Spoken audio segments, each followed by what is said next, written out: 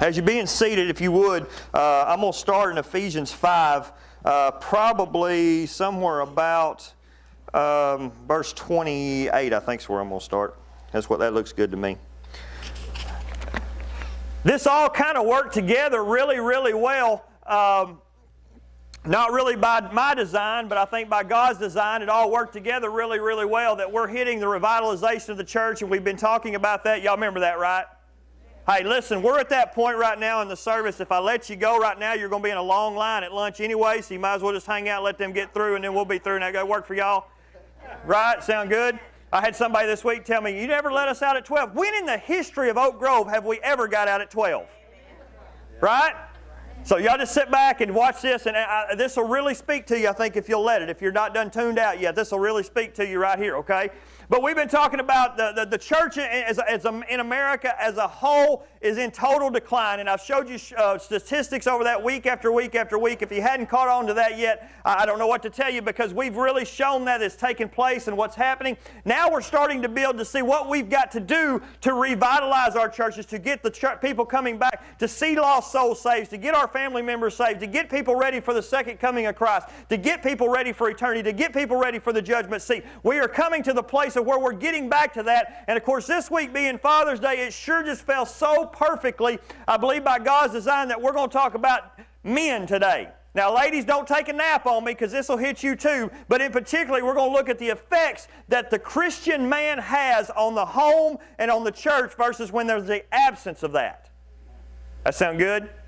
It won't in a minute, but that sounds good right now. All right, so here we go. This is what we're looking at. And I'll read you the scriptures here in just a minute, but I want to show you these statistics first.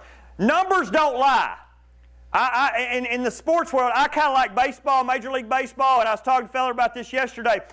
They've been doing all these studies on statistics when it comes to that. And, several years ago, there was a brilliant manager by the name of Joe Madden. He coaches the Cubs or manages the Cubs. Now it was Tampa Bay then. He come up with this thing called the shift in defense. He really brought that into play in Major League Baseball. Why? Because statistics showed him exactly when that batter, where he was going to hit the ball, and he moved the defense accordingly.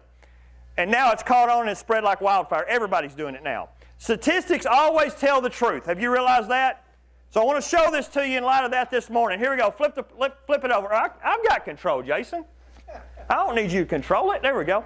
The falling away of men. Church has been in decline in America mainly because men in the church has been in decline. Now, I know you look around here this morning, it looks pretty good. We've got a lot of good men in this church, but I'm telling you, it's not that way everywhere, and it's not that way all the way across the board.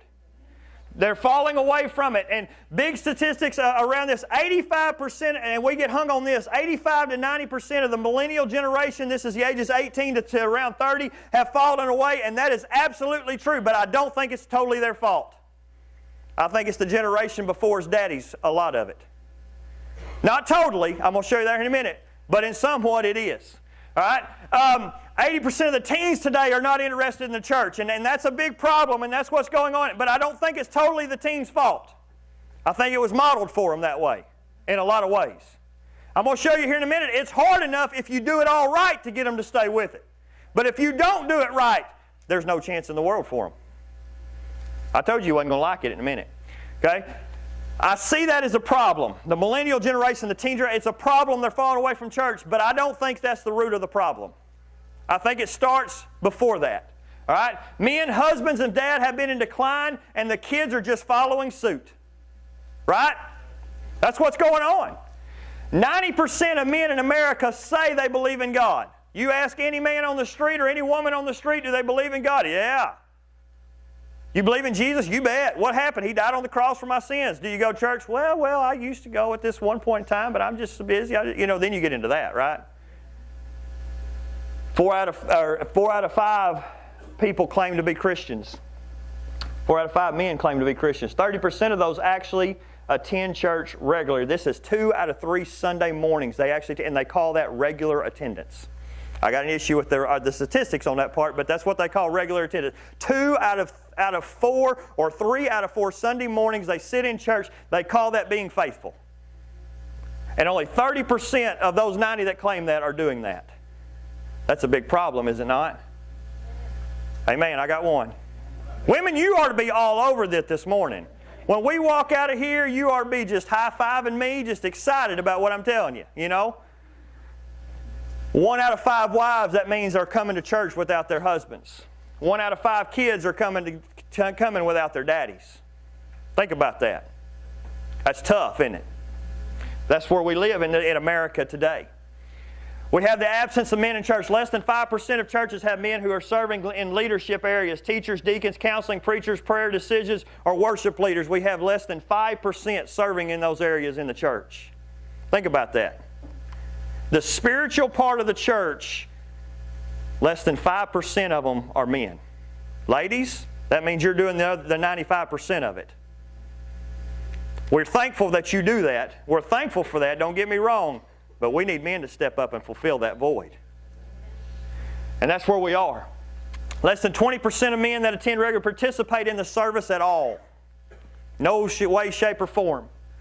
This is not true in other religions. Buddhism, men outnumber women, and in Islam, men outnumber women in Islam 5-1. It's just in the Christian faith. All right? Y'all with me so far? Yes. So why does this matter? Let's go to Ephesians 5 and I'll tell you why this matters. The Word of God always tells us why it matters, right? Yeah.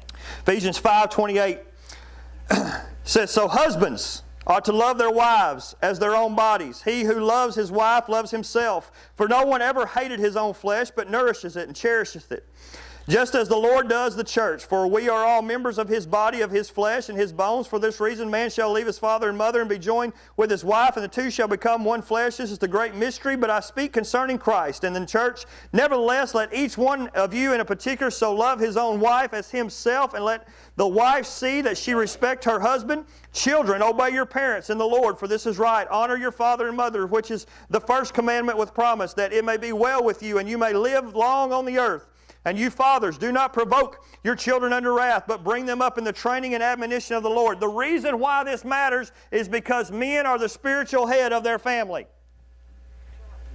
I didn't make that up. God said that. That's what He said. Ladies, if you wanted to be, I'm sorry, that's not your natural order of things.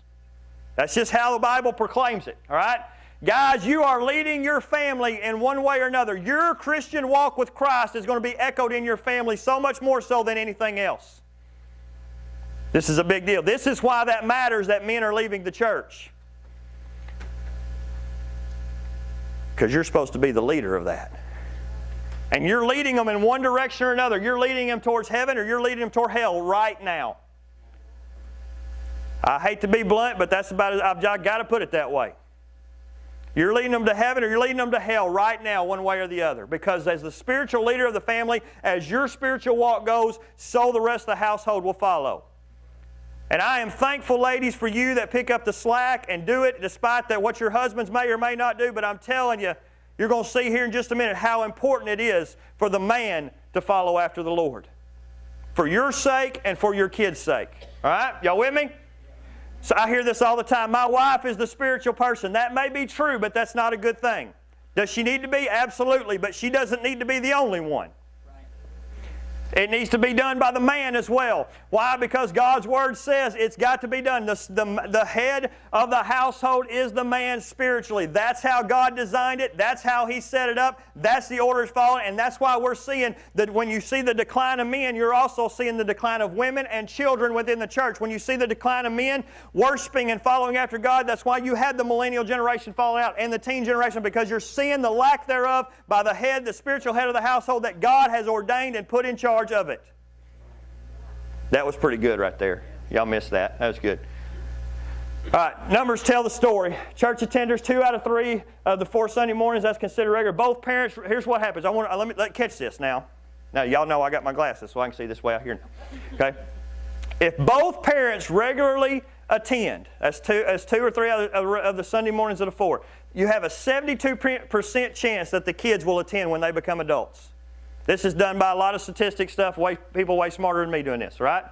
If both of them attend, you have a 72% chance. Now, I want you to notice that's a 72% chance, not 100.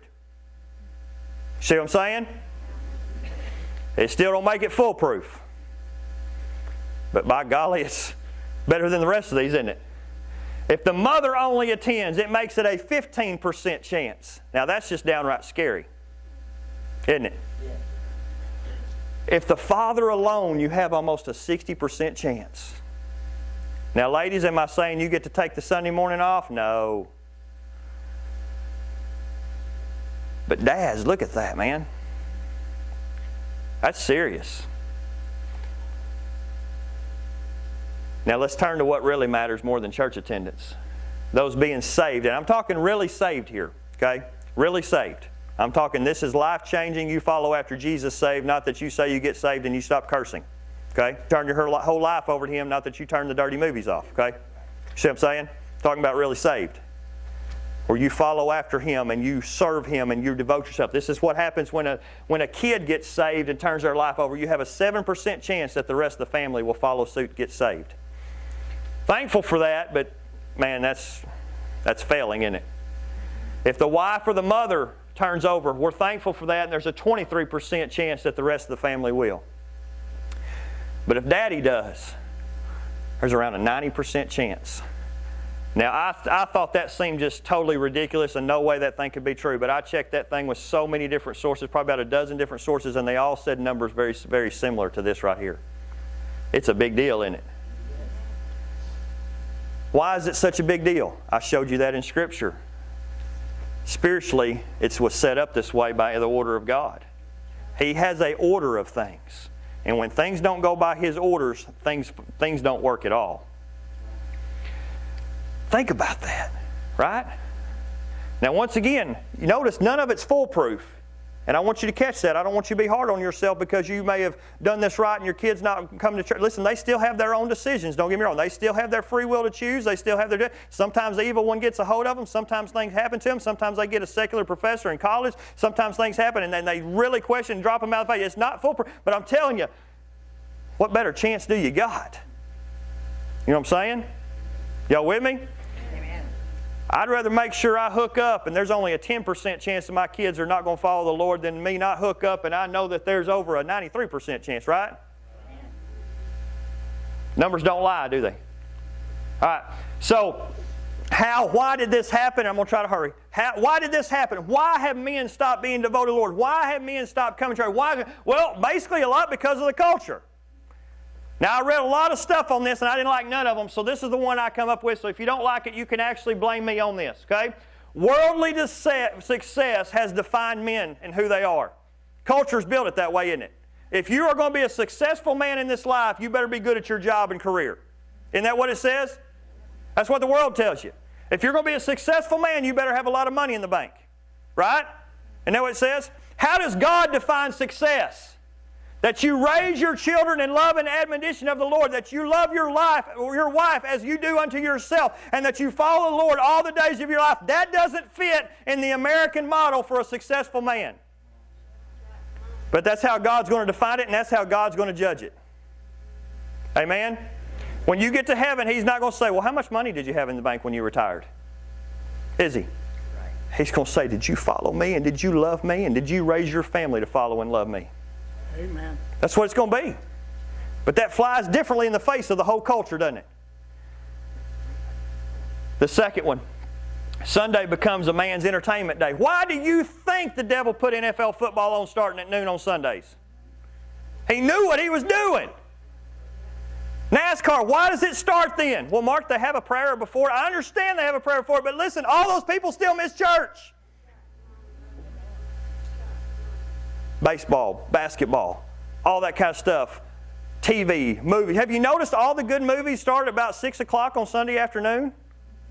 They used to do that when I was a kid on ABC. It'd be the Disney movie of the week would start at 6 o'clock. Some of y'all are old enough to remember that, right? Some of y'all think I lost my mind. The movie was always good that come on at 6 o'clock on Sunday afternoons, and you had a choice to make. Yeah, there wasn't no DVR then. We had the old VHS tape that we finally got. Didn't know how to work it, but we had one. But have you noticed that? Set it up. Go do this instead. Have fun. Entertain. Listen, and then we get to the next part of it, is that we're convinced that Sunday has become our recreation and our hobby day. Listen, you worked hard 5 days, the devil will tell you. You ran with your family on Saturday. You just take Sunday for yourself there. That's what we've done. Or we'll make it our family day. We were busy Monday through Friday working. We had Saturday that we were running around doing this and that. But so Sunday then will be our day that we'll have family day and we'll go do this. That's what he's convinced us. We let the devil, and I put this at the top, we let the devil in the front door. He didn't slip in the back. We welcomed him in because we liked what he was peddling. The next thing is this, the drama and hypocrisy. Men don't like drama. Do we? Come on, man. This is your one time, man. You should have just jumped right on there and been with me on this. I've been hammering you all morning, but this right here you should have been all aboard with, right? We don't like it. We like things that are real. We don't like drama. We like things that are real. We like to do it, and we even will try to come and resolve the conflict, resolve the drama. And if it's still going on, we'll tend to just walk away. And that's what men have done in the church. They've seen it. They didn't like it. They wanted out of it. It's happening. It's happened. Right? How many times have you heard, I don't go to church because there's hypocrites there? Get that all the time. And I just tell them, well, we're not all perfect like you. Some of y'all get that later. Family. Women, sometimes it's your fault. Sometimes it's your fault. Sometimes it's the kids' fault. I've seen some really good men get brought down by their wives. Try to serve the Lord and the women don't want no part of it. I've tried to see men serve the Lord and their kids bring them down. I've tried to see women serve the Lord and men bring them down too. But they get tired of the fight and dealing with it. They just give up and quit. I'm not going to fight them on trying to go to church today, so I'm just going to give up. I've seen it. I've seen it. And then other thing, men, we're stubborn. We have a hard time surrendering and giving somebody or something else control. We like to be in charge. And when you follow Jesus, you don't get to be in charge no more. When you surrender to Him, He gets to be in charge now. And what you think and what you want doesn't matter much anymore. You've got to surrender to Him. We have trouble with that. It goes against our nature. That's why that salvation thing and being truly saved is such a big deal, isn't it? Because we give Him control. Amen? So what do? And I'm done. The solution? We got to get back to getting to meet Jesus. Right? We're going to get back to trying to meet Him. A lot of times in meeting Jesus, we don't want to worship because we think it's kind of feminine. Look, I want to introduce you to somebody by the name of King David. King David was the best worshiper in all the Bible. He cried. He probably raised his hands. He played a harp of all things. You talk about an unmanly instrument. He played a harp, right? But he also cut the head off giants and walked around with them on a lance. Jesus, when He went on His ministry campaign, He got 12 men, most of them fishermen. Dirty, probably smelled not very good, fishermen, to be a part of His inner circle. When you meet Him, He'll draw you in. When you meet Him, you'll want to follow Him. I urge you to meet Him today if you haven't. Second thing is this, there needs to be a brotherhood. Men are social beings. They'll try to act like they're not, but women, you're really social. We get that. We all know that, right? But men are social beings too. We like a brotherhood. We like to know who's with us and who's against us. We like to know who we can count on. Church should be the place you find that. That's be sure where that takes place. Purpose. Men like to have a purpose. We got to have a purpose. We got to have a reason. That's why a lot of men struggle with being retired. And if they don't have anything going on, they get really bored. That's happened to men in church, right? That's why you see retired men's lawns look so awesome. I mean, better looking than most baseball fields.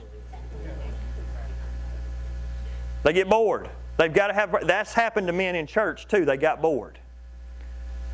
They didn't find their purpose in who they were and what they were supposed to be. I'm telling you, God's got a purpose for you. You need to get in and find it.